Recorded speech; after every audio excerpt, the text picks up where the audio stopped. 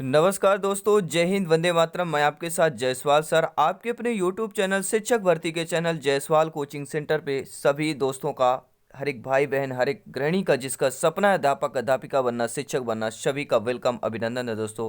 सभी मित्रों को जय हिंद, वंदे मातरम। पावर्ड बाई शिक्षा ही प्रकाश है।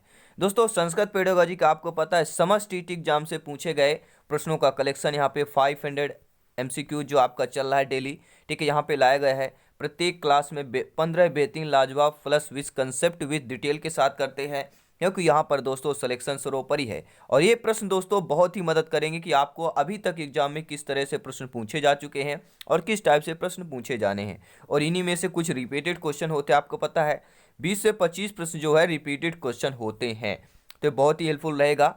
तो चलिए दोस्तों शुरू करते हैं। यह पार्ट नंबर 10 है और इसके पिछले पार्ट अगर आप लोग देखना चाहते हैं तो आपको क्या है, प्लेलिस्ट में जाके देख सकते हैं या आई बटन पर लिंक मिलेगा, आप तो देख सकते हैं। तो चलिए पहला प्रश्न है, स्क्रीन पर है। पहला प्रश्न है कि संस्कृत शिक्षणस्य प्रमुख उद्देश्यम अस्ति। कल हमने शायद ये क्वेश्चन आपके एमसीक्यूज में भी दिया था, ठीक है, कि संस्कृत शिक्षण के प्रमुख उद्देश्य क्या क्या होते हैं। ठीक है, बोधात्मक होता है, ज्ञानात्मक होता है, रचनात्मक होता है या सर्वाणी होगा। तो सभी लोग जानते हैं कि संस्कृत शिक्षण का प्रमुख उद्देश्य बोधात्मक रूप में भी होता है, ज्ञानात्मक रूप में भी होता है और आपके रचनात्मक रूप में भी होता है, अर्थात यहाँ पे डी ऑप्शन सही हो जाएगा। सभी मित्रों को जय हिंद दोस्तों, वंदे मातरम। उम्मीद है आप लोगों ने अभी तक वीडियो को एक बार लाइक कर दिया होगा। बहुत बहुत धन्यवाद आपको सपोर्ट करने के लिए। दूसरा प्रश्न आपके स्क्रीन पर है कि निबंधात्मक परीक्षा की उपेक्षा विश्वसनीय का परीक्षा, अर्थात निबंधात्मक परीक्षा की उपेक्षा में देखा जाए तो विश्वसनीय परीक्षा किस में होती, निबंधात्मक में होता नहीं। आप लोग जब 10th-12th में देखते होंगे, अगर कोई आपका जो अंक 4 नंबर का है तो उसमें किसी को अध्यापक 3 नंबर देते हैं, 2 नंबर देते हैं, किसी को 3 सही 1/3 देते हैं, किसी को 2 सही 1/2 देते हैं, यानी कि अलग अलग नंबर मिलता है। ठीक है, तो विश्वसनीय इसमें नहीं होता कि सभी को 3 ही मिलेगा, सभी को 4 ही मिलेगा। लेकिन ऐसी एक परीक्षा है, उसमें से कौन है जिसमें विश्वसनीयता होती, सभी लोग जानते हैं, वस्तुनिष्ठ परीक्षा में। जैसे आप ये क्वेश्चन है, ठीक है, ABCD 4 ऑप्शन दिए रहेंगे, 4 ऑप्शनों में से एक ही ऑप्शन सही होगा, ये वस्तुनिष्ठता होती, विश्वसनीयता होगी। ठीक है, यहाँ पे जैसे C ऑप्शन सही है आपका, तो C ही होगा। कोई भी, ठीक है, कोई भी बालक है, बालिका, कोई भी मेरे भाई बहन अगर इस क्वेश्चन का जवाब देंगे सभी C देंगे, तो आपकी क्या है, वस्तुनिष्ठ परीक्षा में विश्वसनीयता होती है। किसमें होती है, निबंधात्मक परीक्षा की गति के गंभीरता नहीं रहती है आपकी, जो निबंधात्मक परीक्षा में विषय के गति से अगर गंभीरता उसमें नहीं रहती है। अगला प्रश्न है कि स्वाध्याय प्रलयाय सोपान संति, यानी कि स्वाध्याय, स्वाध्याय मतलब कि स्वयं पढ़ने का, स्वाध्याय मतलब क्या होता है, स्वयं पढ़ने के जो प्रलयाय हैं वो सोपान कौन कौन से हैं, नियोजनम है, क्रियान्वयम है, मूल्यांकन है, ये सर्वाणी है। तो स्वाध्याय प्रलय के सोपान कौन कौन से हैं दोस्तों, तो आपका नियोजन भी सोपान है, क्रियान्वय भी है और मूल्यांकन भी आपका सोपान है। ठीक है, अगर दोस्तों संस्कृत में शिक्षा शास्त्र में 15 में से 15 नंबर लाना है तो हर एक क्लास इंपॉर्टेंट है। ग्रामर की क्लास चल रही है वो भी इंपॉर्टेंट है। और देखिए मैं आपको बता देता हूँ दोस्तों, जो संस्कृत शिक्षा शास्त्र की, अगर आपने हिंदी शिक्षा शास्त्र के पढ़ लिया, इसके बाद संस्कृत शिक्षा के प्रैक्टिस क्वेश्चन भी कर लेते हैं, सेम टू सेम सिलेबस रहता है। ठीक है, 90% सिलेबस सेम रहता है हिंदी का संस्कृत में, केवल भाषा का, ठीक है, अनुवाद रहता है। ठीक है, तो आई होप जितना ज़्यादा प्रैक्टिस करेंगे उतना ही ज़्यादा आप लोगों का ये सारे क्वेश्चन अटेंड कर पाएंगे। संस्कृत भाषा कौशलस्य प्रथम कौशलम अस्ति, सभी लोग जानते हैं पहला कौशल आपका श्रवण होता है, अंतिम कौशल लेखन होता है, दूसरा संभाषण होता है और तीसरा पठनम होता है। पांचवा प्रश्न देख रहे हैं कि संस्कृत भाषा कौशलस्य द्वितीयम कौशलम, तो अभी हमने बताया श्रवण पहला होता है, ठीक है, संभाषण आपका दूसरा कौशल होता है संस्कृत भाषा के जो कौशल है।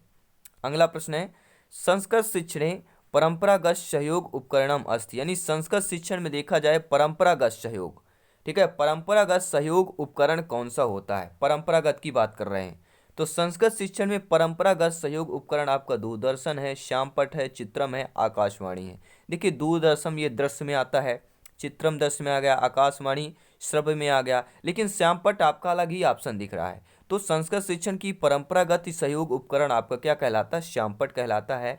बी ऑप्शन सही हो जाएगा। बहुत बहुत धन्यवाद सभी मित्रों को, सभी भावी अध्यापक अध्यापिकाओं का। अब देखते हैं दोस्तों अगला प्रश्न, संस्कृत भाषा सर्वाधिक समीचा नाम भाषा कथते, यानी संस्कृत भाषा के सर्वाधिक समीचा नाम जो भाषा है वह बोली जाती है, दूरदर्शनम को, संगणकार्थम को, चित्तार्थम को, या आपके ध्वनि विस्तारक यंत्रार्थम को बोला जाता है। सभी लोग कमेंट करेंगे, आपका फीडबैक सर्वमान्य है दोस्तों। ठीक है, तो संस्कृत भाषा का सर्वाधिक समीचा नाम भाषा कथते किसको बोला जाता है? सभी लोग कमेंट करेंगे।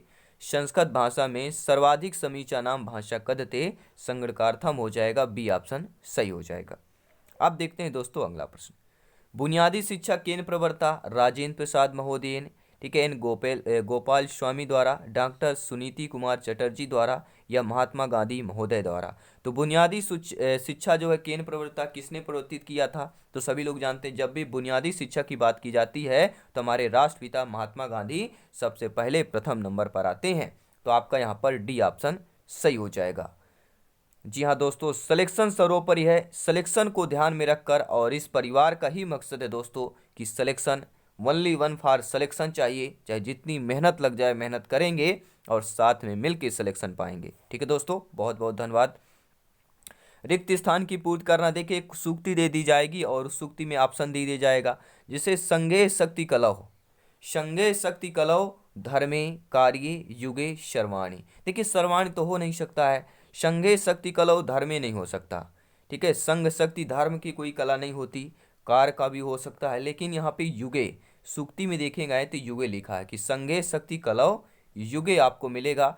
अर्थात दोस्तों क्या होता है, राइट ऑप्शन सी के साथ जाएगा। अब देखते हैं दोस्तों 10वां प्रश्न। मौखिक परीक्षाएं प्रकाराणि सन्ति, अर्थात दोस्तों मौखिक परीक्षा में कौन सा प्रकार होता है? शलाका परीक्षा, शास्त्रार्थम, भाषणम, सर्वाणि। तो मौखिक परीक्षा में सारी चीज़ें आती है। देखिए शलाका परीक्षा भी मौखिक परीक्षा होती है। ठीक है, मैंने आपको एक शलाका परीक्षा के बारे में बताया था कि एक बुक ले ली जाती है और उस बुक में एक लकड़ी होती है और उस लकड़ी के माध्यम से देखा जाता है और बुक को खोला जाता है, लकड़ी वहाँ पे रख दी जाती है, फिर उसी पेंच में जो लकड़ी रखी होती है उसी पेंच से प्रश्न पूछे जाते हैं, वह हमारी शलाका परीक्षा कहलाती है। शास्त्रार्थम ये भी आपका मौखिक होता है। भाषणम यानी कि भाषण के द्वारा, बोलने के द्वारा प्रश्न पूछना, तो ये भी आपकी मौखिक ही है। ठीक है, तो ये सभी आपके मौखिक परीक्षा के प्रकार कहलाएंगे। 5 प्रश्न और है, बेहतरीन देख लेते हैं।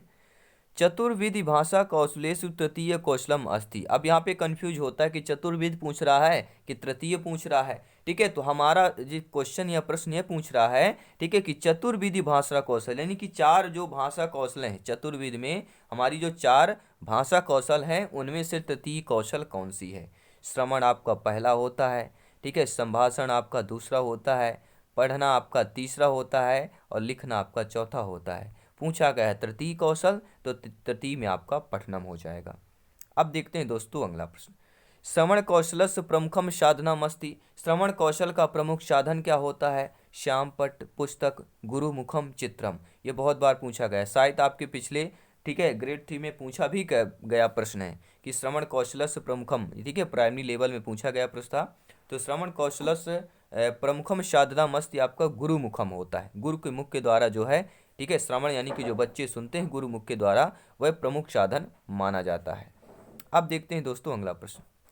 संस्कृत शिक्षणे कानि उपकरणानि प्रयुक्तानि सन्ति। अर्थात दोस्तों संस्कृत शिक्षण में कौन सा उपकरण जो है प्रयुक्त किया जाता है? केवल श्रव्य उपकरण, केवल दृश्य उपकरण, चित्राणि या दृश्य श्रव्य दोनों का उपयोग किया जाता है। तो संस्कृत शिक्षण कानि उपकरणानि प्रयुक्तानि सन्ति, अर्थात दोस्तों संस्कृत शिक्षण जो है दृश्य सब उपकरणानि प्रयुक्तानि सन्ति, यानी दृश्य सब उपकरण का प्रयोग किया जाता है। 2 प्रश्न और है, ध्यानपूर्वक देख लेते हैं। अनुवादस्य शिक्षणस्य विधयः सन्ति। अर्थात दोस्तों अनुवाद शिक्षण की विधि है, आपकी पुस्तक विधि है, द्विभाषा विधि है, तुलना अनुकरणीय विधि है, यह सर्वाय, ये सभी विधियां जो है आपकी अनुवाद शिक्षण की विधि मानी जाती है। ठीक है, बेहतरीन लाजवाब है। आपका कमेंट फीडबैक है, सभी मेरे प्यारे मित्र भाई बहन कमेंट करते रहे। ठीक है, तो अनुवाद शिक्षण की विधि कौन सी होती है? तो अनुवाद शिक्षण की विधि आपकी पुस्तक विधि भी है, अगर पुस्तक है उसको अनुवाद करना, ये भी अनुवाद शिक्षण की विधि है। द्विभाषा विधि, ये भी अनुवाद शिक्षण की विधि है। तुलना और अनुकरण विधि, ठीक है, तुलना करना, अनुकरण यानी कि सीखना, ये भी अनुवाद शिक्षण की विधि है। ठीक है, शर्वा, ये सभी आपकी अनुवाद शिक्षण की विधियां कहलाएगी।